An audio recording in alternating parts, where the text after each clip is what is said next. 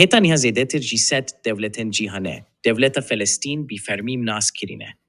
Jisedu nefveduse, endamen saziya netewin yekgirti, sedu penciyek devletan, devleta Felestine bi fermi nas kirine, u bitene çend devletin vek İsrail u Alman, u çend velatin din devleta Felestine bi fermi nas nekirine. Wan velatin cihane tekezi kirine, ku mijara du devletili navbera İsrail u Felestinian de, dikare çareseriya heri zedeya pirskirekan bike. U çareseriya du devleti ji aliye İsrail u rejima İrane, u milisenser bi ve rejime ve hatiyeret kirin. یکم دولتا فلسطینه لی 15 نوامبر سال 1988 زاینی ده جی عالیه انیا ریزگاری در فلسطینه انکو الفتیح بی سروکا یاسیر عرفات بی اوایکی یکالی حتی را گیهندن و دولتا الجزایر یکم دولت بو کو اف بی فرمی ناس کر.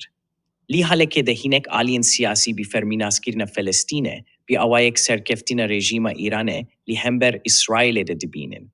لی دولتا فلسطینه کلی هیزرا جواکا جیهانی ده حماس و جهاد اسلامی و میلیسن دینن سر بی رژیم ایران نینه و پیرانی ارمان جوان آلین رفرم خواز وک الفتیح و او یکا بی واتیا آوکرین دولت با فلسطینیان جی نینه.